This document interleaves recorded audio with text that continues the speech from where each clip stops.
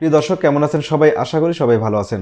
আপনার জাতীয় পরিচয়পত্রে বিভিন্ন সময় দেখেছেন যে অনেক ধরনের ভুল হয়ে থাকে। তো যে কোনো ডকুমেন্ট ভুল সংশোধনের জন্য আপনার তার সপক্ষে বিভিন্ন ডকুমেন্ট দিতে হয়। তো আমরা অনেক কিছুই কিন্তু সঠিকভাবে করতে পারি না, যার কারণে কিন্তু সংশোধন খুব তাড়াতাড়ি হয় না, বা আমরা না বুঝে আবেদন করি, তার জন্য কিন্তু আবেদনটি সঠিক প্রক্রিয়ায় হয় না।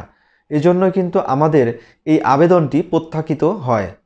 তো এই প্রত্যাখ্যান, যাতে আবেদনটি প্রত্যাখ্যান না হয়, সেই জন্য আমি আজকের এই ভিডিওটি বানিয়েছি আপনাদের জন্য, যাতে করে আপনারা সঠিক ওয়েতে এই আবেদনটি করেন, তাহলে খুব সহজেই আপনার এই জাতীয় পরিচয়পত্রটি সংশোধন করতে পারবেন।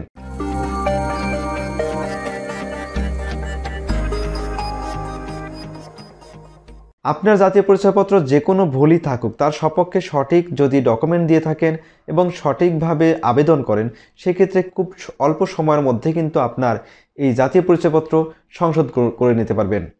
এবং এই জাতীয় পরিচয়পত্র দুইভাবে সংশোধন করা যায়। একটি হচ্ছে অনলাইনের মাধ্যমে, আরেকটি হচ্ছে সরাসরি উপজেলা নির্বাচন অফিস রয়েছে, সেই উপজেলা নির্বাচন অফিসের মাধ্যমে করতে পারবেন। প্রিয় দর্শক, আপনার আজকের যে মূল বিষয়টি রয়েছে যে জাতীয় পরিচয়পত্রে স্বামীর নাম পরিবর্তন অথবা স্বামীর নাম মুছে ফেলা।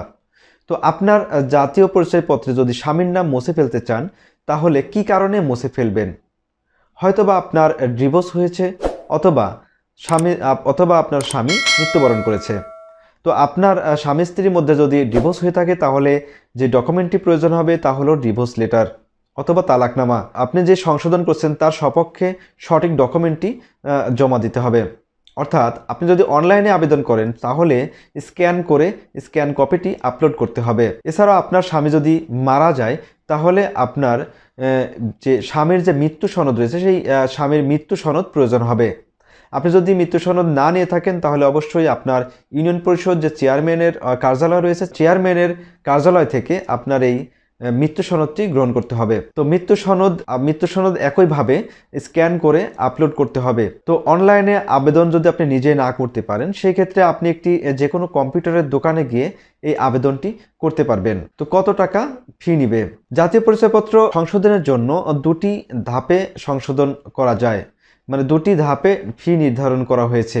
একটি হচ্ছে ব্যক্তিগত সংশোধন, আরেকটি হচ্ছে আদার্স সংশোধন। আদার্স সংশোধনে রয়েছে যেমন আপনার পেশা, আপনার শিক্ষাগত যোগ্যতা, আপনার ঠিকানা পরিবর্তন, আর ব্যক্তিগত তথ্য পরিবর্তন হচ্ছে নিজের নাম, পিতামাতার নাম, জন্ম তারিখ। তো আপনি যদি আপনার স্বামীর নাম পরিবর্তন অথবা সম্পূর্ণরূপে মুছে ফেলতে চান, সেই ক্ষেত্রে আমি আগে যে ডকুমেন্টের কথা বললাম, সেই ডকুমেন্টগুলো সংগ্রহ করতে হবে। তো এই ডকুমেন্টগুলো সংগ্রহ করে আপনাকে প্রপার ওয়েতে আবেদন করতে হবে। তো আবেদন করার সময় অবশ্যই আপনার যে ডিভোর্স লেটার অথবা তালাকনামা, এবং যদি মৃত্যুবরণ করে তাহলে মৃত্যু সনদ, এর সাথে আপনার যে ইউনিয়ন পরিষদের যে চেয়ারম্যান রয়েছে তার একটি প্রত্যয়নপত্র নেবেন।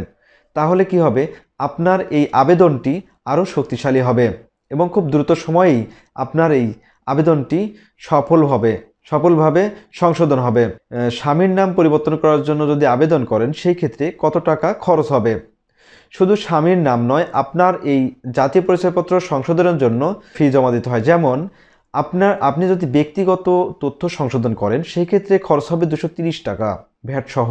আদার্স ইনফরমেশন আপনি পরিবর্তন করতে চান, সেই ক্ষেত্রে আপনার খরচ হবে 115 টাকা। যেমন আদার্স যে ইনফরমেশনগুলো রয়েছে, যেমন আপনার পেশা, আপনার ঠিকানা, এছাড়া আপনার শিক্ষাগত যোগ্যতা, এই সকল যদি ইনফরমেশন আপনি পরিবর্তন করতে চান, সেই ক্ষেত্রে 115 টাকা জমা দিতে হবে বিকাশ অথবা রকেটের মাধ্যমে। আর যদি আপনি ব্যক্তিগত কোনো তথ্য, যেমন নিজের নাম, পিতামাতার নাম, স্বামীর নাম, এবং জন্ম তারিখ, এই সকল তথ্য যদি আপনি সংশোধন করতে চান, সেই ক্ষেত্রে আপনার প্রয়োজন হবে 230 টাকা।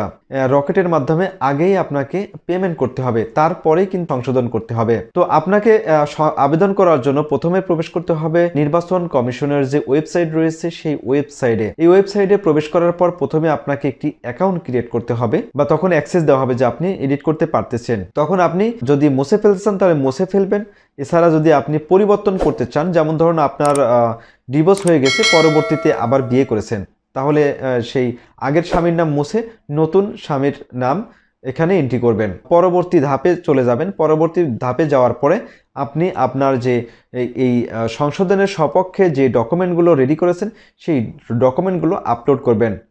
এই ডকুমেন্টের সাইজ কিন্তু হবে আপনি স্ক্যান করে, তো 2 মেগাবাইটের নিচে কিন্তু আপনাকে এই ফাইলটি রিসাইজ করে নিতে হবে। আবেদন করার পরে আপনাকে অপেক্ষা করতে হবে, আপনার মোবাইলে একটি SMS আসবে যে আপনার আবেদনটি সফলভাবে গ্রহণ করা হয়েছে। তখন একটি আপনার অ্যাপ্লিকেশন আইডি দেওয়া হবে, অথবা আপনি যখন আবেদন করবেন, আবেদন করার সঙ্গে সঙ্গে একটি আবেদন ফর্ম ডাউনলোড হয়ে যাবে। এই আবেদন ফর্মটি আপনি সঙ্গে রাখবেন। পরবর্তীতে আপনাকে যখন আপনার এই আবেদনটি সাকসেসফুলভাবে সংশোধন হয়ে যাবে, সাকসেসফুল একটি মেসেজ আসবে। মেসেজ আসার পরেই কিন্তু আবার আপনি অনলাইনে প্রবেশ করবেন। আপনার আইডি এবং পাসওয়ার্ড দিয়ে অনলাইনে প্রবেশ করে আপনি পুনরায় আপনার এই এনআইডি কার্ডটি ডাউনলোড করতে পারবেন। ডাউনলোড করার পরে আপনি নিজেই সেই কম্পিউটার দোকান থেকে প্রিন্ট করে এবং ল্যামিনেটিং করে নিতে পারবেন। তাহলে কিন্তু আপনি এই প্রিন্ট কপি, এই ল্যামিনেটিং কপিটি আপনি সকল সরকারি এবং বেসরকারি যে কোনো কাজেই ব্যবহার করতে পারবেন। আপনার যদি আগে স্মার্ট কার্ড নেওয়া থাকে, সেই ক্ষেত্রে স্মার্ট কার্ডের জন্য কিন্তু আপনি মানে সাময়িক কিন্তু এই প্লাস্টিক কার্ডটি আপনি ব্যবহার করতে পারবেন।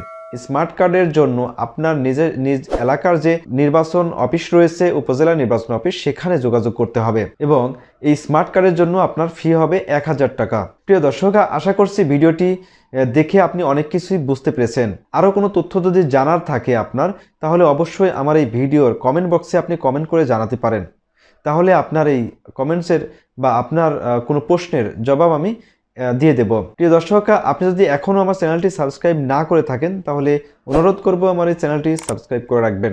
আর যদি আপনি এই চ্যানেলটি সাবস্ক্রাইব করে থাকেন, তাহলে আপনাকে অসংখ্য ধন্যবাদ। প্রিয় দর্শক, আজকে এ পর্যন্তই। দেখা হচ্ছে পরবর্তী কোনো ভিডিওতে। সে পর্যন্ত ভালো থাকুন। আল্লাহ হাফেজ।